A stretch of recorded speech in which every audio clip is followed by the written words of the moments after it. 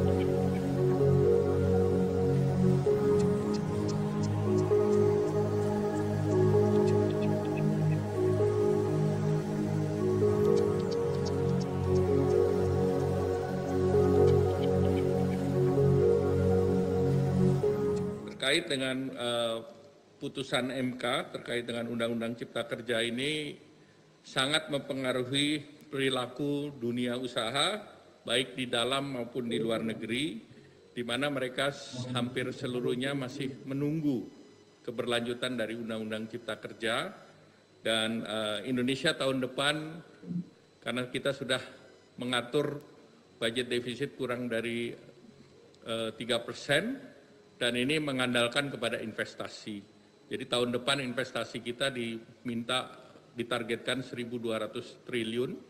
Oleh karena itu, ini menjadi penting kepastian hukum untuk diadakan, sehingga tentunya dengan keluarnya Perpu nomor 2 tahun 2022 ini diharapkan kepastian hukum bisa terisi.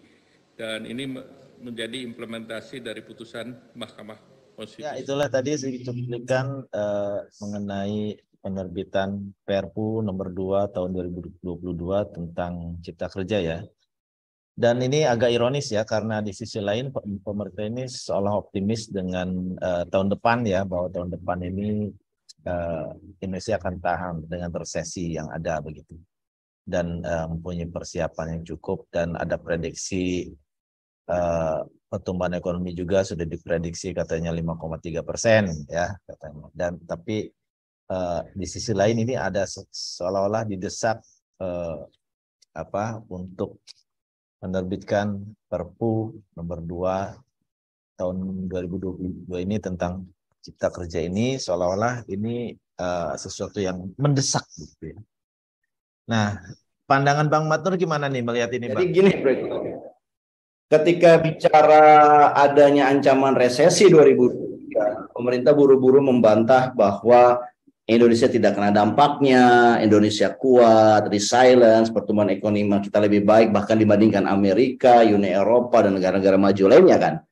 Jadi narasi ketika ada perang geopolitik, ada ancaman resesi mengatakan tidak Indonesia oke. Indonesia kuat. Tapi giliran menggunakan undang-undang mengeluarkan Perpu Undang-Undang Cipta Tenaga Kerja, pemerintah bernarasi juga ini ada kegentingan nih. Ini tahun 2003 nih. Karena ini adalah berbahaya, ada faktor kegentingan, maka dikeluarkan peraturan pengganti Undang-Undang Cipta Tenaga Kerja. Saya itu sebagai pengamat, sebagai ahli kebijakan publik, ini kadang-kadang kayak seorang pinter yang ingin menipu orang gitu loh. Dia bergerak sesuai dengan kepentingannya dia aja. Kalau dia membutuhkan situasi lagi aman, ya dia cerita aman. Dia cerita membanggakan diri dia, menceritakan kinerja dia bagus. Tapi ketika dia mengatakan bahwa sesuatu yang mencekam, menakutkan, dia bukan dengan sama, tapi narasi berbeda, narasi mencekam. Ini kok saya melihat seperti apa ya, orang atau pemerintahan yang bekerjanya itu double standar.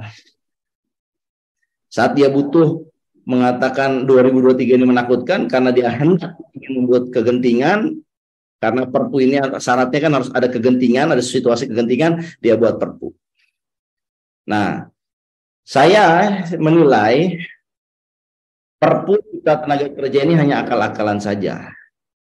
Kegentingan yang dimaksudkan itu sebenarnya lah, ya, tidak dalam satu kondisi di mana kegentingan yang kemudian memaksa sebuah Perpu, peraturan pemerintah pengganti undang-undang. Perpu ini kan tidak dikeluarkan karena banyak faktor yang berubah, terutama faktor keamanan, seperti ada bencana, seperti ada perang di tanah airnya, itu kan kegentingan. Dia bisa menerbitkan Perpu. Dan kalau kondisinya masih memungkinkan, Perpu ini harus mendapatkan persetujuan dari DPR. Baru Perpu ini bisa menjadi undang-undang. Nah, karena MK memutuskan bahwa dalam waktu 2 tahun ya, Undang-Undang Cipta Tenaga Kerja yang disahkan itu akan menjadi inkonstitusional. Maka pemerintah buru-buru mengeluarkan Perpu dengan undang-undang yang sama, sehingga yang tadinya inkonstitusional sekarang menjadi konstitusional.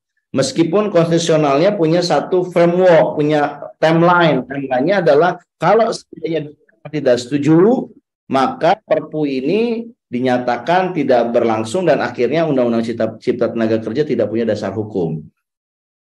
Tapi, nah ini yang kelihatannya skenario yang ingin jalankan oleh para pendukung Cipta Tenaga Kerja ini ya, Ciptaker ini, yaitu ketika Perpu ini segera dibawa ke DPR, ya kalau perlu liburan-liburan seperti ini, sehingga DPR menyetujui Perpu ini menjadi undang-undang. Dan akhirnya muncullah Undang-Undang Cipta Tenaga Kerja yang dinyatakan sebagai undang-undang yang punya legalitas. Padahal itu undang-undang itu bisa lagi-lagi digugat nanti oleh masyarakat di MK. Jadi ini kita kayak apa istilahnya ya, mengakal-akali satu prosedur demokrasi gitu loh. Jadi kelihatan kita ini permainan anak-anak yang nggak lucu. Nah, saya kok melihat Indonesia ya, terutama pengambil keputusan hari ini kok kayak tanda kutip gitu deh, bermain-main dalam logika-logika hukum yang sebenarnya kita tuh udah tahu lah kenapa sih esensi Hakim MK itu menolak Undang-Undang Cipta Tenaga Kerja, karena Cipta Tenaga Kerja ini adalah undang-undang yang tidak sesuai dengan aspirasi publik. Ya, karena ini hanya dibuat untuk menyengsarakan publik dan hanya untuk menguntungkan kalangan investor. Dan kalau tadi Pak Erlangga mengatakan ada 1.200 triliun yang kita butuhkan pembiayaan dari investor asing terutama, maka saya ingin katakan itu adalah satu hal yang sangat tidak masuk akal. Kenapa? Karena situasi 2023 itu begitu menakutkan bagi investor. Jadi investor kelihatannya tidak akan berinvestasi seperti hal yang kita bayangkan. 1.200 itu adalah tanda besar itu, Kang Eko. Apakah bisa terwujud dalam situasi ekonomi sedang mengalami resesi? Investor tentunya akan berpikir 2 kali kalau dia ingin menginvestasikan overseas, apalagi membeli surat utang negara Indonesia. Jadi alasan-alasannya itu kelihatan bukan alasan kegentingan, tapi alasan sebetulnya untuk mengakali aturan MK yang mana menyatakan bahwa 2 tahun kalau tidak ada aturan pengganti, maka undang-undang ini dinyatakan inkonstitusional. Dan sebetulnya undang-undang ini sudah inkonstitusional karena udah lewat dan ini kan dicari akal-akalannya saja gitu loh. Pemerintah kelihatannya tidak punya satu formula untuk menyelamatkan undang-undang yang dirancangnya untuk tidak menjadi inkonstitusional, karena cara perpu itu kan cara anak-anak banget gitu ya, kegentingan dibuat perpu. Aduh, saya kira orang yang ngerti masalah publik ya, public policy dan juga masalah hukum ini ketawa. Ini jelas perpu cipta kerja itu akal-akalan saja dari segelintir orang yang ingin memaksakan ya aturan-aturan ekonomi ini untuk memberikan karpet merah kepada investor. Saya kira itu ya, Bro Eko. Ya, tampak segala macam cara diupayakan untuk agar konten dari Undang-Undang Cipta Kerja itu terwujud ya Bang ya. Jadi mungkin yang jadi masalah adalah kenapa, dan jawabannya tentu siapa yang diuntungkan begitu kan. Nah tapi di sisi lain ada informasi juga bahwa memang ada pembicaraan seperti dengan asosiasi buruh, hal yang dicarikan jalan keluar untuk ada win-win solution. Tapi itu kan dalam rangka memperbaiki Undang-Undang Cipta Kerja yang diputuskan untuk disempurnakan dulu, begitu Bang. Nah, dengan adanya Perpu ini kan berarti ada keterburu-buruan nih, ada kejar tayang begitu ya Bang ya. Ini menurut Bang Matur arahnya kemana nih? Apakah ke infrastruktur yang butuh pembiayaan seperti IKN dan sebagainya atau bagaimana? Apakah membaca ke arah sana? Gimana Bang? Saya lihatnya gini ya, Bro Eko ya. Perpu ini hanya untuk menyelamatkan produk Undang-Undang Cipta Tenaga Kerja saja. Karena kita tahu di undang-undang itu kan dibebaskan royalti dari batu bara. Ada tax holiday buat investor. Ada penyusunan upah minimum regional, yaitu angkanya adalah cuman inflasi atau pertumbuhan ekonomi. Jadi buruh itu tidak bisa menerima kenaikan yang tinggi-tinggi. Ya, itu semua ya saya kira memberikan karpet merah kepada investor, tetapi atas kerugian rakyat biasa. Nah, undang-undang ini mahal, kenapa?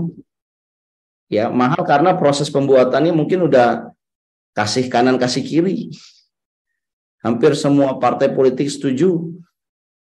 Yang menyusun draft ini pun draftnya tebal, tapi ingat nggak waktu perancangan itu draft yang tebal itu disembunyikan. Iya, betul. Iya kan? Jadi ini memang sudah ada agenda, ada penyusup, ada penumpang gelap dalam Undang-Undang Cipta Kerja ini, dan kelihatan penumpang gelap inilah para oligarki yang berinvestasi dalam politik Indonesia. Dan dia tidak mau ini begitu saja ambiar investasi mereka yang udah mereka rancang, uangnya sudah habis, ini ambiar begitu saja hanya karena keputusan MK. Padahal hasilnya ini menurut mereka perfect, menurut mereka. Tapi menurut rakyat, menurut kebijakan publik, ini adalah merugikan rakyat. Ini membuat kita tersandra oleh para investor. Dan sebenarnya kalau mau jujur, sejak 2 tahun Undang-Undang Tenaga Kerja ini diluncurkan, sebetulnya kan legalitasnya ada. Dan sebetulnya kan ini harapannya investor kan pada masif datang ke Indonesia. Tapi dalam 2 bukti yang ada sering melakukan investor IKN yang nilainya itu sampai 1.400 triliun. Dia keluar. Sementara investor yang baru tidak juga kunjung datang. Artinya udah dikasih karpet merah, ternyata orang yang mau lewat ternyata tidak datang. Ini kan kekonyolan ya, Bro Eko. Jadi saya kira mungkin karena tidak berkah ya merancang undang-undang ini, rancangan yang sudah dibuat, tapi malah tidak ada investor yang ditunggu datang juga gitu. Jadi keberkahan itu bukan sekedar mungkin prosesnya terselenggara, tapi kan outcome dari undang-undang ini kan mengundang investor. Tapi ternyata ekonomi negara investor tidak mau atau menahan diri untuk berinvestasi gede-gedean. Ya, padahal eranya udah.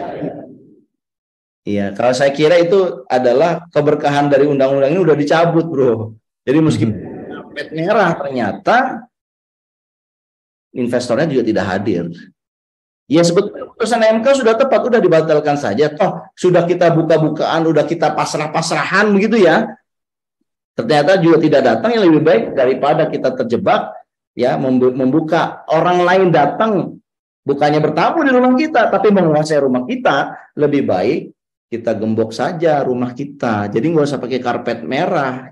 Gitu kira-kira, kita lebih ingin melindungi bangsa kita dulu, baru setelah bangsa kita kuat kita buka karpet merah. Jadi ini malah kesiapan bangsa kita sendiri. Jangan sampai Undang-Undang Cipta Tenaga Kerja ini pada akhirnya ya sejarah akan melihat ini adalah bentuk penjajahan baru terhadap Indonesia yang dididik lucunya oleh putra-putri bangsa Indonesia sendiri yang mungkin secara berpengaruh oligarki. Saya kira itu ya. Cukup ya untuk diskusi kali ini, dan pemirsa jangan lupa untuk like, share, komen, dan subscribe, dan kita berdiskusi di komentar ya. Tunggu untuk topik-topik berikutnya, dan terima kasih Bang Matnur atas pencerahannya. Kita akhiri topik kali ini. Billahi taufiq wal hidayah. Assalamualaikum warahmatullahi wabarakatuh. Sampai jumpa.